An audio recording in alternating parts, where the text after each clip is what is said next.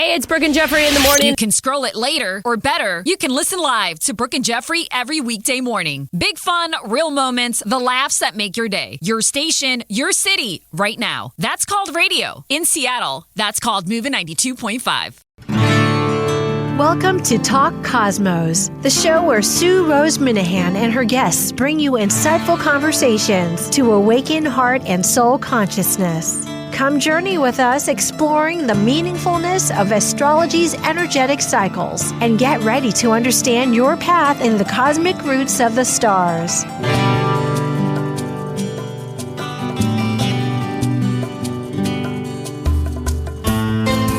Hello, I'm Sue Minahan, and this is Talk Cosmos. Today is the 12th of April, and in a week we have the new moon. It's in Aries. It's another seed point. Aries, it starts the whole zodiac. However, the full moon, and this is actually a takeaway that we will be coming up at the end. But to start off saying that we have this igniting energy. However, that chart doesn't seem to propel us really towards the steps we want. It's that emotional pullback, deeply emotional, Scorpio full moon, where we take these strides, adjusting to the tensions.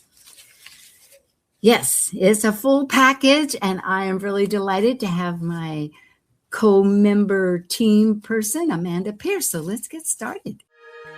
Talk Cosmos explores the journey from the dark new moon to the full moon's blossomed brilliance. In this second week of the month, we look at the moon, our emotional anchor, as this personal planet weaves the past into the present through our memories, feelings, and habits.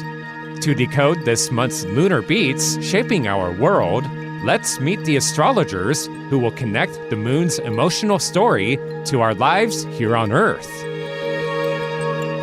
I'm Sue Rose Minahan, founder of Talk Cosmos since 2018. I'm an evolutionary astrologer, consultant, speaker, writer, vibrational astrology student, Dwarf Planet University graduate, Kepler Astrology Toastmasters Club charter member.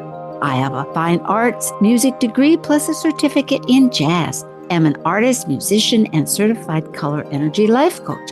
Especially, I love mythology and esoteric philosophies. I'm Amanda Pierce. I'm a soul-centered astrologer, blending intuition into my practice. I believe the universe is always working for our highest good and seek to empower my clients in our readings. I teach a 4-week series of empowerment-based meditation classes that connect you deeper into your own intuition and innate power. I work in communications with a passion for employee experience. I also have a BA in psychology. I'm passionate about healing and enjoy helping others create new realities and shift old paradigms. And like the Sufi poet Rumi says, you are the entire ocean in a drop. So we're all communicating, and that's more and more the name of the game. And particularly, we start off with a new moon where you can't see it. And then as it progresses in this process, the light it's fully illuminated. We just went to the moon. We just saw the dark side of it. And I'm thinking perhaps, when things happen in the sky is when humanity, consciousness is prepared. Are we ready to look at the dark side of ourselves, of our history, of our anything? I don't know, but if you want to comment. I would say yes. I would say that the universe doesn't bring us anything that we aren't ready to handle. So this is a shifting for us in our humanity and for deepening our understanding of ourselves, our consciousness, and it's a reflection of where we're at now. Indeed. Well, with the phases, there are 8, and we used to do 4, but we're just looking at the start, which is where we set up our intentions, and that's one of the factors you can take into account is what energies really align with my needs emotionally, spiritually, in my heart going forward. And then for the full moon on the 1st of May, what is culminated? How to redirect it, get a second like on the ladder, the step stool. You get a little higher, you can reach something on the shelf.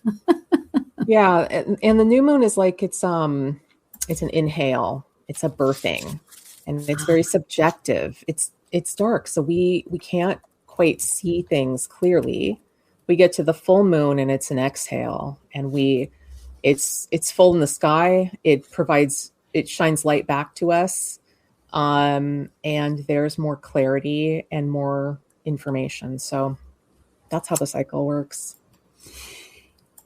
And at this point, the sky, according to Earth, is all moving direct. There isn't anything that appears to be going backwards, which we went through quite a period. That'll be the entire month.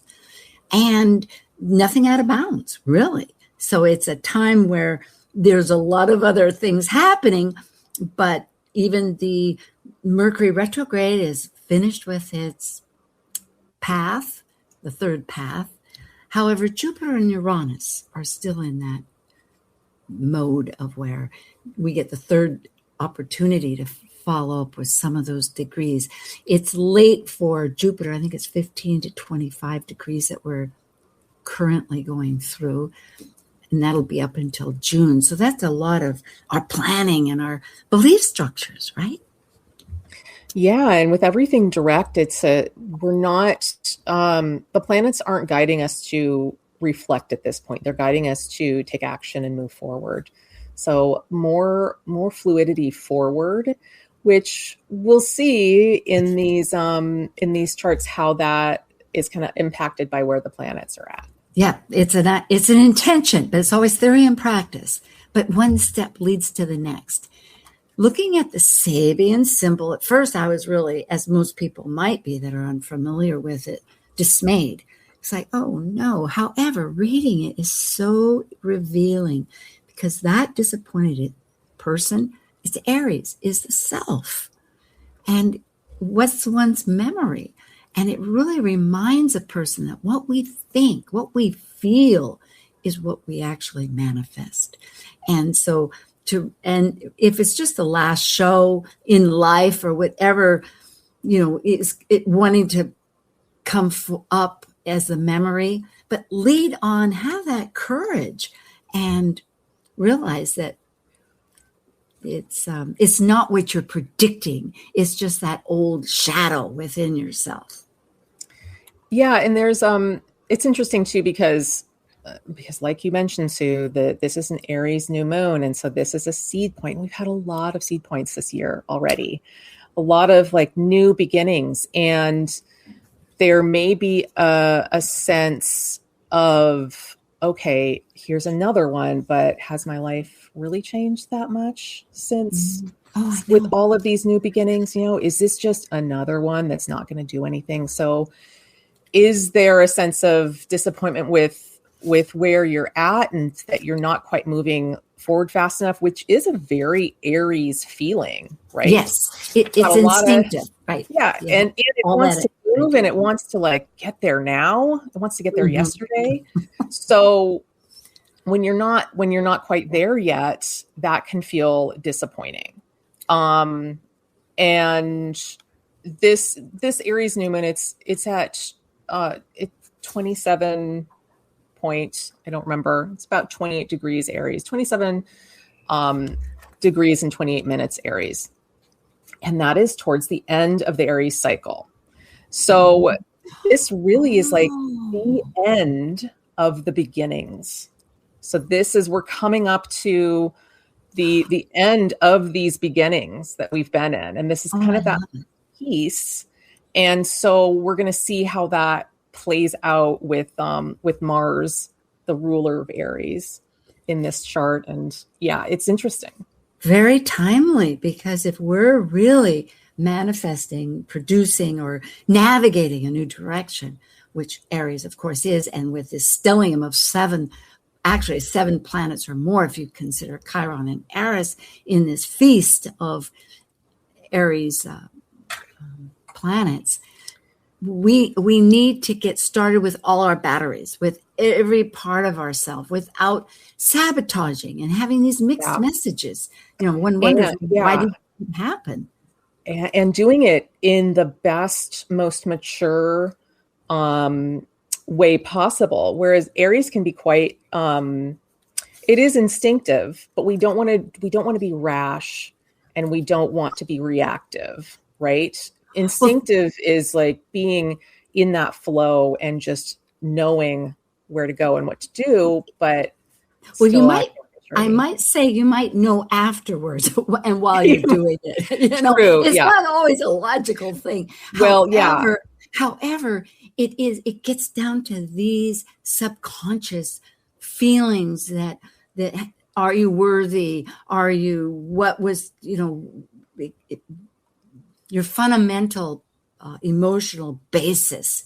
So it is important to, and it's a new moon. So we aren't necessarily supposed to see fully. And to have that courage to inspire and pick yourself up and just say, okay, it's another start.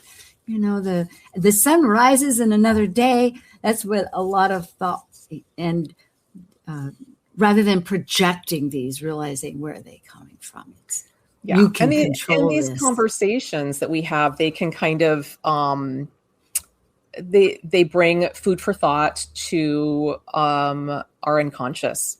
Yes. Like processing and working through, and maybe it's not going to be on the conscious level. Yeah. Well, I guess here we have the stage right there. I could have flipped over and people can see expectations, reflection, and the imperative is just get back on the horse again. It's like the show must go on. There's all these ideas that onward, but it is that anxiety, that self-criticism that you say, okay, I may know this, but thank you very much. I'm going on anyway. Forward. This chart on the 17th of April and it's in the morning in the East Coast, 7 a.m. It's almost 8 o'clock, 7:51 minutes and 30 seconds, has a lot of conjunctions because of this huge stellium. All the planets are really in a fan, what Edmund Jones would say, where it's in this portrait of it. But here we have, with the sun and moon at 27 degrees and a half, just about, we have Chiron finally going towards the last part of its 8-year cycle in Aries, of where we've been looking at, again, our identity. I think that is interesting, isn't it? Because the Sabian we were just talking about is very much a Chironic message. Hey, before we're done and over, if you want your self-worth, where are you forgetting the script? Like you've got this, it's okay. And then Eris, that's right there, ERIS, that's inclusivity, which always with the two of them reminds me, include all of yourself. Those parts that maybe you thought were on the shelf for some reason. That's so great. I love that. And I looked at the Sabian symbol for Chiron at 27 degrees Aries, and I feel like it's so insightful for where we're at with this. It's through imagination, a lost opportunity is regained. And so there's this Chiron coming in. Chiron, we often think, it's the wounded healer, but we sometimes focus on that wound part. And here we are towards the end of Aries. We've done a lot of work with Chiron in Aries. 8 years. Incredible. Yeah, and we're coming up closer and closer to the end. And so we're more in the healing phase now. And so there is a reclamation of our personal agency happening, around our healing, around our existential wounding that has to do with individuation. Like, who am I? Like, reclaiming that piece of ourselves. So lots of healing. And then with Eris, like you were mentioning, there can be a theme of deconditioning and kind of. I love that. Always. Yes. Breaking down. breaking it down and disrupting any false alignments that we have with consensus reality that are just not us.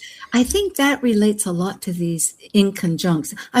Which we'll get into in just a moment. I'm going to go to another slide.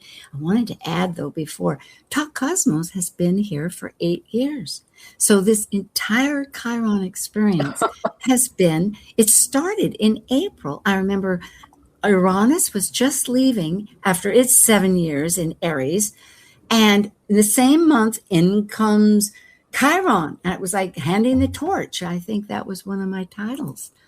Wow. Well, yeah, there is, with these conjunctions, the other one that's so potent is with Mars in Aries itself, that's bookended by slower moving Neptune at 2 degrees, because on the 17th, Mercury hasn't quite lined up with, or it did just line up, because I was just looking at the conjunctions, because Mars has been progressively since the 10th moving along, connecting with this stellium. But anyway, it's bookend with Mars and Saturn that are in this energetic adjustments. It's connecting that moon sun chironic energy, as we're kind of denoting, with transformative Pluto. So it's speaking the language right here.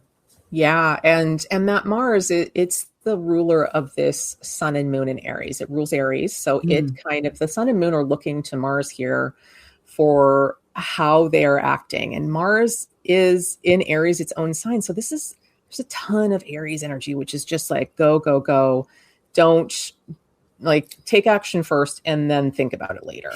That's a pitfall a little bit for Mars. Well, but Mars here, sometimes it works, but I don't think that's what we're being asked right now. So Mars is in between the heavy hitters, Saturn and Neptune, which don't like that. They're not going to, Mars isn't going to be at ease with just this rash moving forward.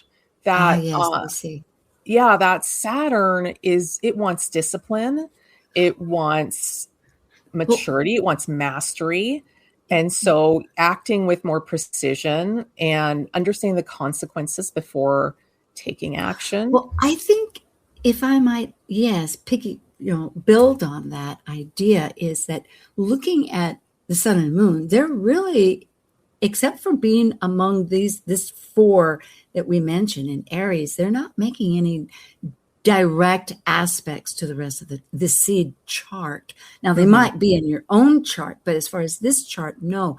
However, so what I'm getting at is there is this separate, in a sense, very clearly, those actions that we're feeling or doing have to do with our vision, I think, of Neptune and how to plan it and how to connect more spiritually, or what are the partners? What is it? You're right. It is with Pluto involved, especially, and come to think of it, it has that Uranus that's at the very end of its 7-year cycle. You remember I was mentioning in Aries, now it's been in our self-worth and our stability and our reliance and our resources. And it's about to move into communication, taking all that and going, this is what I have to say. Yeah. And that Mars Neptune, I love that you asked, or that you mentioned the spirituality piece. This is Mars and Neptune together as a spiritual warrior and acting from intuition rather than impulse. And I love the piece, this connects so well to that Chiron Sabian symbol that starts with through imagination. That's that Neptune dreaming and imagining as the action. So really harnessing these pieces is kind of elevating the way that we're acting and moving forward with this new agency that we're reclaiming for ourselves. Beautiful. Thank you. And this is it's the end of the beginnings, right? And so this is where our Mars is getting kind of topped up and matured so that we can really move steadily forward with this but we're not quite ready. Yeah. If I might say, because all these adjustments, there's adjustments whenever we really have whatever's dislodged and or what is in this activity with life around us. How does that affect us? How, the thinking process, because it's very mercurial here too. It's always trying to figure out, well, who am I in this new circumstance, whether I planned it or whether society and life at large, even the fact that the weather, much less the politics or your family or friends and all these factors. So it's this adjustment, I think, that keeps, and adjustment also with releasing how we organize things, how we focused, or the details. Do you find that? I think that is, I'm seeing here the in conjunct with the South Node that represents in Virgo, where we've organized. A lot of times I see that, having a fair amount myself, but it takes time to put my new intentions, that imagination. How does that fit with what I've got? Sometimes not so easily. Yeah, well, and Mercury is right there next to Mars as well, and that is ruling that South Node in Virgo. So there is a piece of like, this is like, do we have the details in order? Because this Aries doesn't relate very well to Virgo. Virgo wants all the details in order. It wants to be really thought through. There is the piece also where we are releasing some of this. So it's kind of a push-pull. The South Node, we're releasing. So it's a little bit, it's just a discomfort. Like, oh, that's good, Amanda. It's a process, and allow yourself to go through it. That it's not the end. A process has another step. Absolutely. Well, we have a few minutes here just to see where, because I'm always curious, is this new moon really affecting us? And as we know, the United States, where we live, is certainly going through a lot of issues. And this is not a political comment, but rather it's like going to the doctor and saying, yes, you have a little high cholesterol. You better stop eating those potato chips, or you know what I mean? Something like that. So what's the deal? Well, immediately I had another group that always use Black Moon Lilith, which we don't that often. It's a valid point in the sky. It has to do with the moon and its Earth and its center. But Black Moon Lilith, briefly speaking, because it can be very deep, is that raw energy that's just purely our emotional self, often related to the feminine, but it could be that receptive, that part that wants to be. It protected the tree in the very ancient times. Life, it's very much part of life, but it is in a direct quincunx. In other words, that's a push-pull with the sun and moon in Chiron, and it's out of bounds. It is actually out of bounds. So just looking at that, meanwhile, it's flowing well with, so who we are is having like, okay, how am I going to make this work? But meanwhile, all its ideas of actions are in line. So thinking of that, keeping that in mind, we'll look at the chart with the US. It does involve two patterns that I'll just focus. One is a learning triangle. It's where one planet is flowing and in action with this adjustment. So you can study that if you'd like. But look at this. I know there's a lot, but basically the little blue cloud said it's a learning process, and the key theme is adjustments. So we have here the focal points is the sun and moon. So it's who we are. We are going through the tides of change that are with this transformative Pluto, and then down at the bottom with Lilith itself. Like, how can I totally be that whole self that isn't, like we said with the Sabians, criticizing myself because of every little thing or what I've heard? And does it matter that I'm putting too much attention on what other people think? We have to get along, but maybe I just got to be me, and get to it. So it's pretty huge. And I think So just people can look at that. I'll move on. There's another one too where Lilith itself is this learning curve. So it's learning to be. Again, with this other pattern, it has a focal point that is in a flow. And this is more than one can comprehend right off the bat. But this is between the 27 degrees, 29 minutes Aries New Moon and the U.S. Sibley 4th of July chart. And basically, again, it just validates that we're having adjustments between the past and what we're going ahead. If you look at the south nodes in both charts, they're not getting along easily. They're really adjusting. So what we came in with as a nation and where we're at now is one is in Aquarius and the other is in Virgo. So we're trying to refine it. And we had such noble high ideals, but is that working? And then on the other hand, we have these Thales points, which happen to be and this is reverse. This is where the new moon's on the inside and the U.S. is on the outside. So this energy in Aries that is the thinking, visionary, Neptune, sobering Saturn is also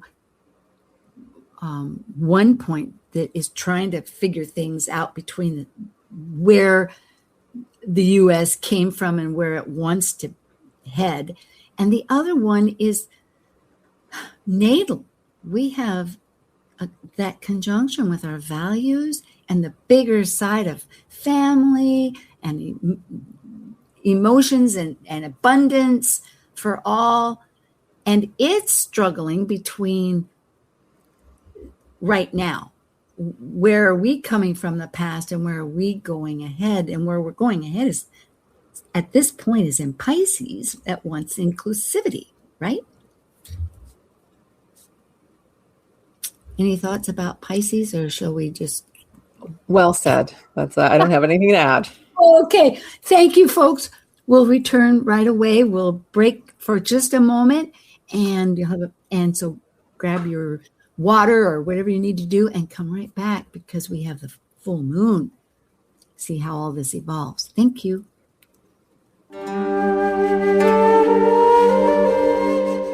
While we take a break from this week's edition of Talk Cosmos, let's take a look at this cycle's archetype. We're currently in the period of Aries. By leaving a cycle based upon completion, the energy of Aries sparks initiation, creating action to separate into a new cycle of life. It's a fire sign, which means it will involve great emotion. And because separation may create resistance, it also takes great courage to break away to new ways of becoming. Talk Cosmos ignites insightful conversations to awaken heart and soul consciousness with hour-long programs every Sunday at 1 p.m. Pacific on KKNW. Also available to watch live on the Talk Cosmos YouTube channel and Facebook page. While you're there, make sure you click their like and subscribe buttons so you get the full Talk Cosmos experience. You can listen to earlier podcasts since 2018, either on most podcast carriers or under the video tab on Talk Cosmos YouTube. To join our expedition and find out about upcoming programs, sign up for the newsletter at talkcosmos.com and launch your week into the cosmic wonder. This is Martha Norwalk, every Sunday morning beginning at 9 a.m. Thanks in part to the Ananda Institute of Living Yoga, we cover the world of animals. This week, April 19th, it's Behavior Training and Healing Sunday with me, and talk with your human or animal loved ones on this side or the other, and personal readings with Natasha Venter. Hope you can join us and plan to call in with your questions for either one of us. Martha Norwalk's Animal World, Sunday mornings, 9 a.m. to noon, right here on Alternative Talk, AM 1150. Talk radio for the heart and soul. Alternative Talk 1150. Hi, everybody. We are back again. Amanda, first I will just mention our audience. Amanda Pierce, you can contact her at Amanda Moon Astrology at Gmail. Myself at info@talkcosmos.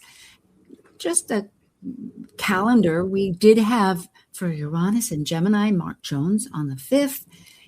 And next week is going to be Mars and Saturn, really leadership with Jen Sachs, which will be quite exciting. And then following at the end of the month about Uranus, which will have entered Gemini, which I'm stealing your thunder. She's going to talk about that in just a moment because it's a real takeaway. But at this point, for the 26th of April, it will be conjunct Sedna. So Melissa Billington will talk about that. Then next month we have Mars and Chiron. So Mars is the activator. It hasn't finished with that chironic energy. And then next month, of course, Amanda and I come back. So, there's always the Moon Journal. Go to Dr. Tad's website, Mythic Sky. And if you have any questions, email her.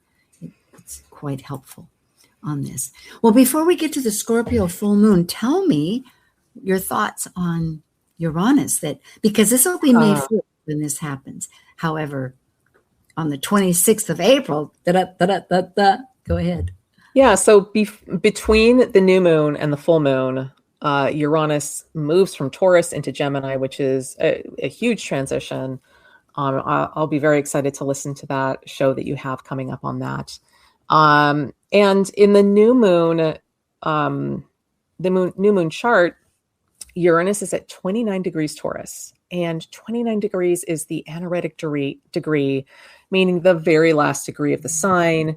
And so it's a culmination time, and there can be a crisis of integration because it's our last chance to work this Taurus dynamic and kind of break free from what has been holding us back, because Uranus always wants us to break free. So there's a lot around kind of moving away from matter and physical things, which are represented by Taurus, from them providing meaning in our lives. And we're kind of evolving from finding stability and safety in fixed external structures to kind of living in adaptive intelligence. And this is really going to serve us well with Uranus moving into Gemini. The body's no longer tolerating outdated safety patterns. I don't know if anyone else is feeling this, but it's just old things are just not working. And we need to find like financial and physical security that's flexible and not rigid.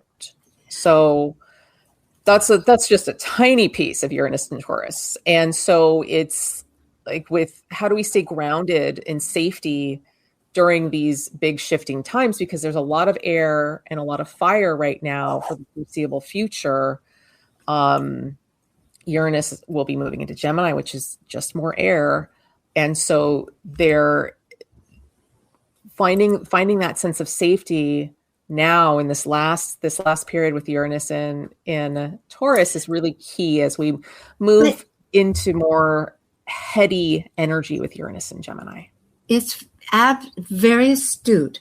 However, thinking about a couple of thoughts here, because it's very true. It is changing things, and by changing is because things are being removed. It is in this next chart, we will see how Pluto, the transformer, because it's like an iceberg, it comes down and it just eradicates things. It might leave a big boulder when it melts, but at the moment it's just this force that keeps moving and changing its path, and we're losing a lot of things, and the emotional attachments aren't easy to navigate. However, when Uranus is in Gemini, there's going to be so much versatility and so many new ideas being introduced by all kinds of people that I think there's help on the way. And besides that, there are, like you were saying, that reminds me when Jen and I are talking next week on the 19th, it will be right when Mars and Saturn are conjunct and they're moving closer. Actually, as of today on the 12th, or maybe it was until the 20th. There's a whole window here where Mars and Saturn are aligning. So it's looking at how can we find structure, or what's more than structure. For vibrational astrology, Saturn is what's essential. Get rid of all the fluff. Let's look at the bare bones. Get it down. And that helps a lot. There's still Neptune involved, but I think in a sense, this flexibility will be a strength. It's like jumping Absolutely. over the... I feel with Uranus and Gemini, our minds are going to be electrified. We'll have so many new insights and thoughts and ideas coming forward. With Gemini, you do need to stay very flexible. And so this is just a matter of like balancing that. There may be times when we don't feel like we want to be flexible, or that we can, that might bring forward a sense of a lack of grounding for ourselves. So when I talk about like staying grounded in safety and that, and capitalizing on that, these last teachings of Uranus and Taurus for ourselves, it's like, how do we do that? Or let's get there. Let's find that grounding for ourselves that has the flexibility so that we can stay grounded while Uranus is in Gemini. It's heady energy, so it's not grounded in and of itself. We have to No. And it is that attitude. Because just looking at this, Scorpio, passion, transformation, adjustment. It's not, I think sometimes those tools they are all internal, where we learn to meditate. We learn to find our center. It's not an external things. Here I have a little orchestra going. We have Venus and Uranus that are pretty much, so it's liberating those values that may have been attached to certain outcomes. And we have, I think it's Mars on the base. It's just really hitting the fundamental tones that rivet this motion going forward. And of course, the moon is always telling us an emotional story, playing the violin. And Pluto down there conducting it all. It's like, yeah, you're in, now you be quiet. So let's see and we have the Sabian at 12 degrees. It's an official embassy ball, which again is a bit of a challenge to consider. But here it's really giving that idea of group consciousness, that there is a formality. It is not just a casual kitchen side talk. It involves rituals of powerful establishments, in a sense, role playing. And that's what we're really seeing in the future here too, just on a large political basis. So I guess with ourselves, that's harder to consider.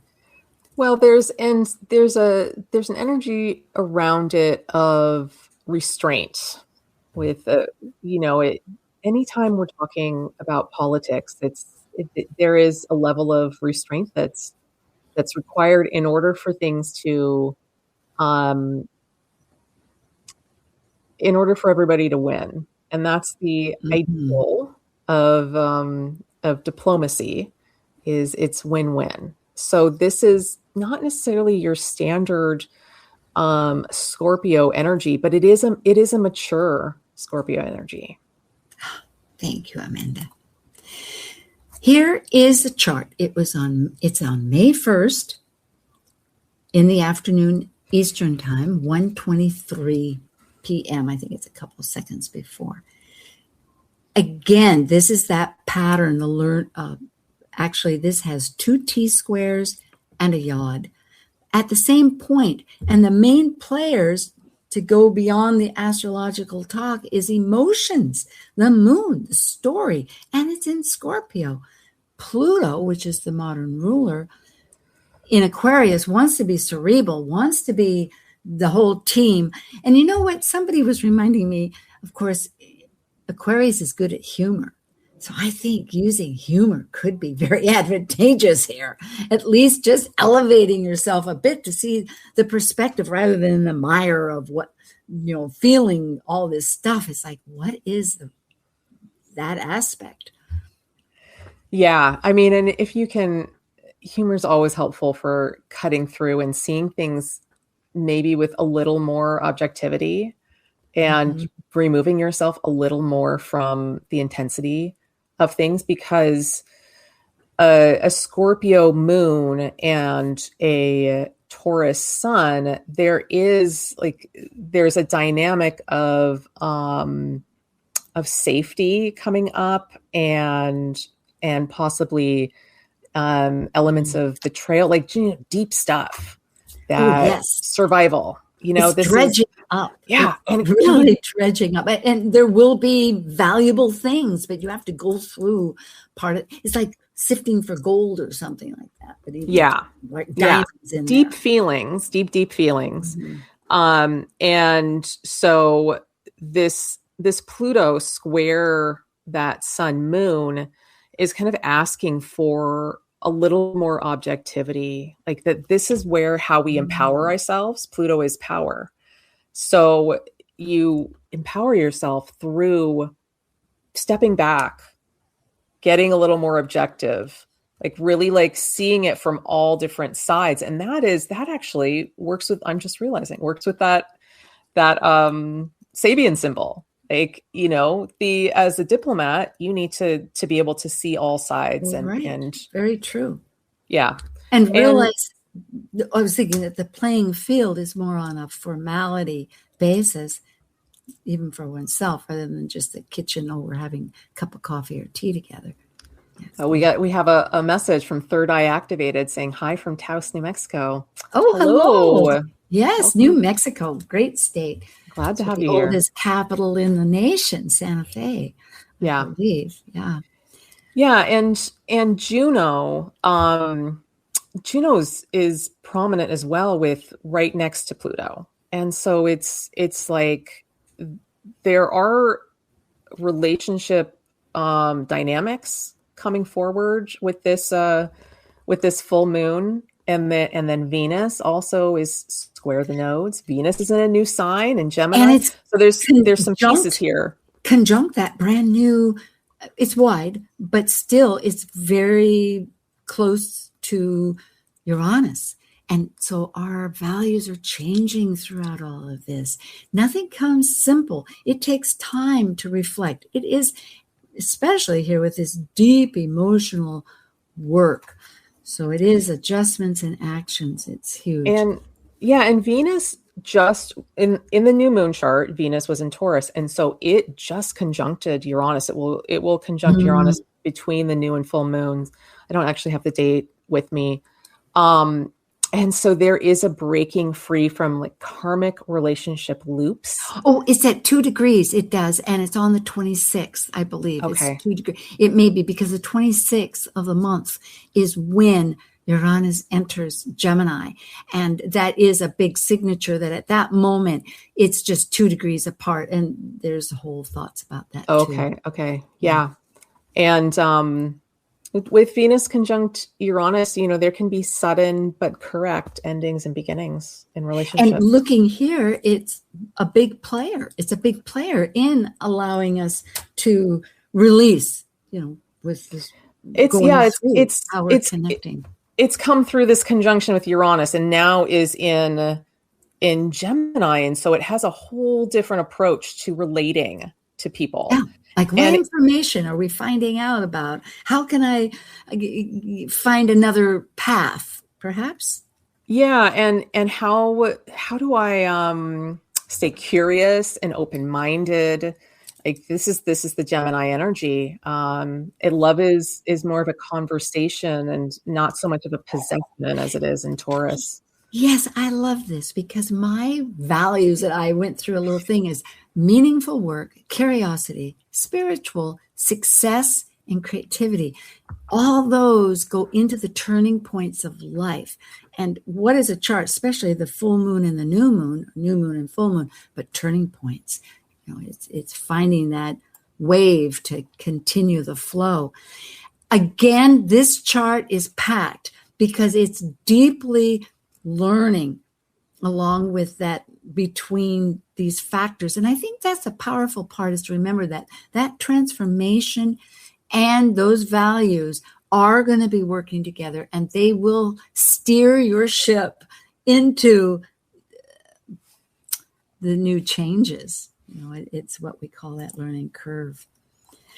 As far as, did you have a comment? No, go ahead. Okay. Go ahead.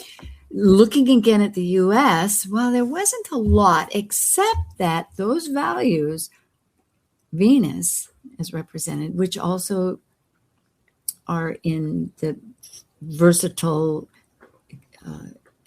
informative, curious, as you say, flexible Gemini, are also right in alignment with looking at Uranus, which is our sudden awakener of the chart. And whether or not but it's still with our daily life. It's in those areas. It's a strong player. So it's hard to know, but maybe the clarity will get a little bit, who knows? I guess we'll find out. That's not until the first. Yeah. Oh, essentially, and I've kept this as a message because we're going to do a takeaway in just a moment. Our takeaway, let's have final thoughts, but change the way you look at things, and the things you look at change. Wayne Dyer.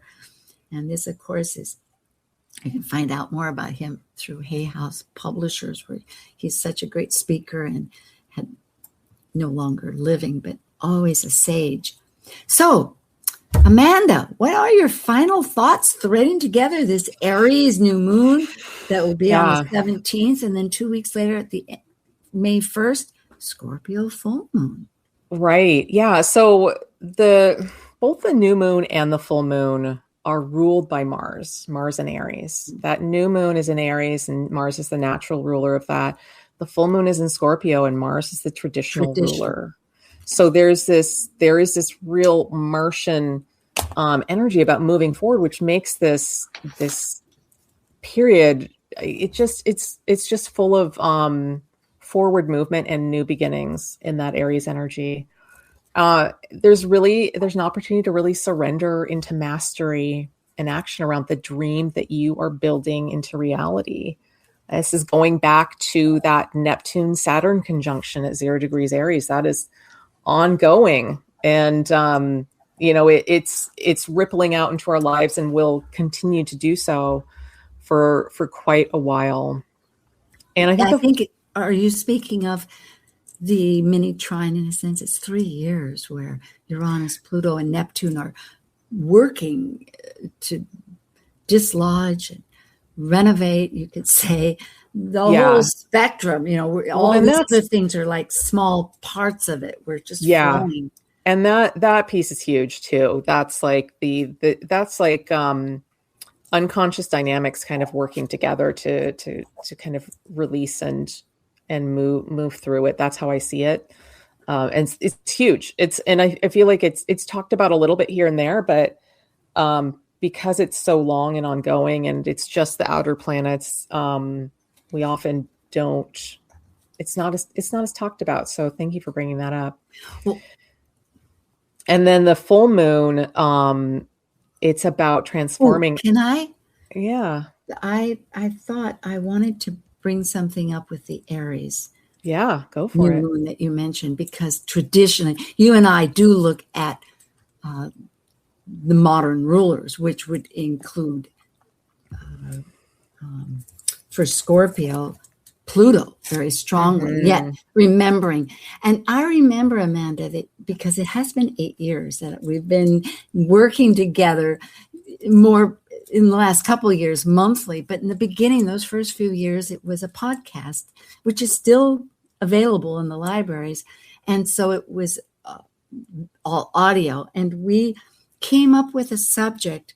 I think it may have been with Shannon Hayes. I'm not sure.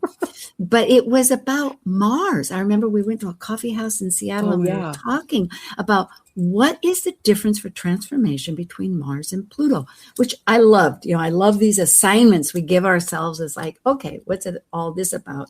How do I understand it? And what came up was that Mars transforms through action. It creates an action, and then you've got to catch up to it. How do you receive it? How do the others receive it? What's going on? What do you discover in that process? All of that, just like Campbell's great hero trip, whether it's Frodo or anybody, with the Lord of the Rings, encounters things that change themselves. The other one is Pluto. That's an entirely different process of descent, where you either get captivated, not captivated, but taken like Persephone and go through this transformational process, or else you descend yourself and you inquire and which Mercury, the psychopomp, can do. It can talk to you about the deep, dark, hidden parts, or even on a spiritual basis, talk to ancestors, all of this. So that these two moons are really, one is trying to make changes, and that's what I wanted to bring out. I love that. That's great. The great memory, Sue, about that. Now that you mention it, I remember it. Yes, it was riveting. Yeah. We really took on some heavy thoughts. It was like, okay, yeah, like quincunx. Anyway, we'll get into that later. I mean, we did then. Yeah. And this full moon, it's really about transforming out of survival dynamics and relationships and just breaking free from that and letting go of what is dead weight. That is what Pluto wants for us. It's going to keep on pushing that always. And both moons are really, they're moving us to greater authenticity.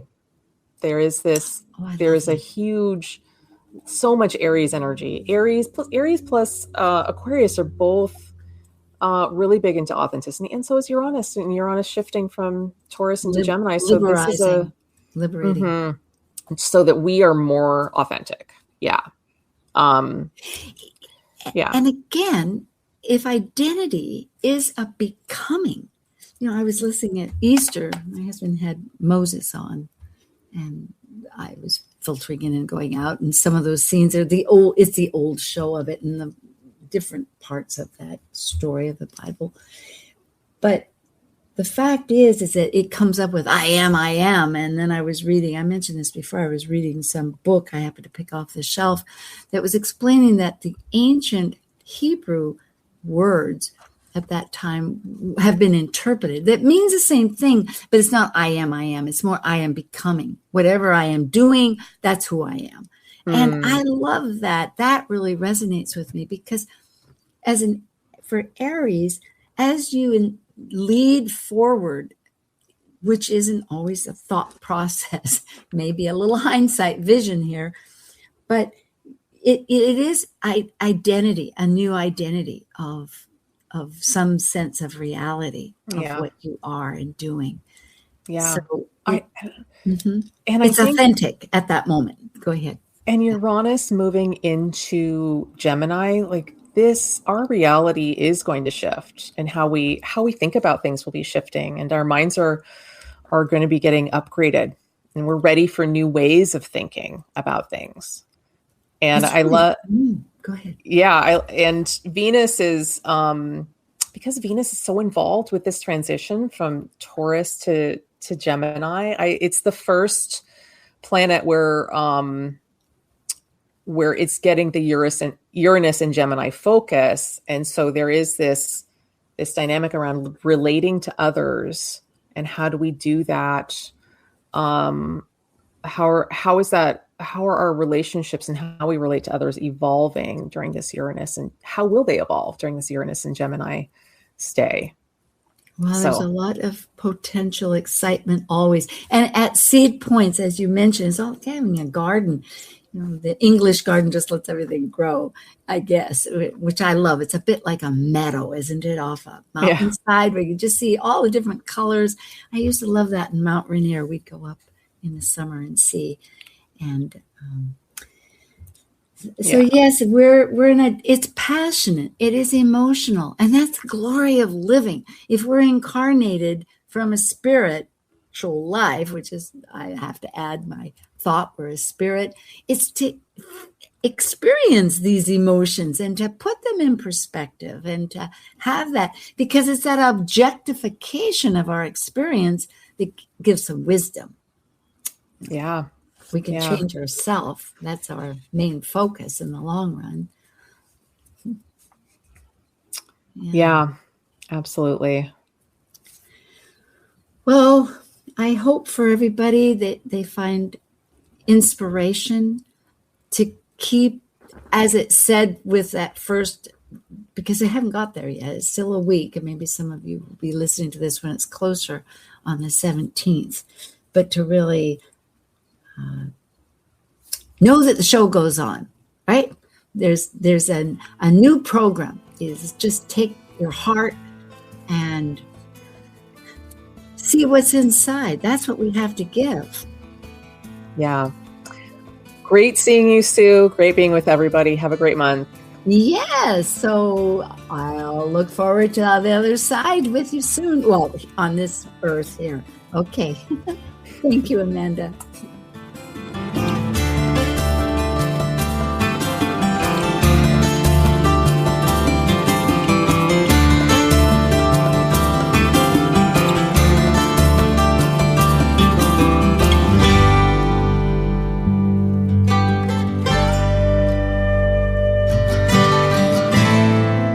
Thank you for joining this vibrant and insightful conversation on Talk Cosmos, the show where Sue Rose Minahan and her guests awaken consciousness by connecting heart and soul consciousness patterns with astrology's energetic cycles. Be sure to tune in next week, same time, same place, to continue your journey through the roots of the cosmic pathway.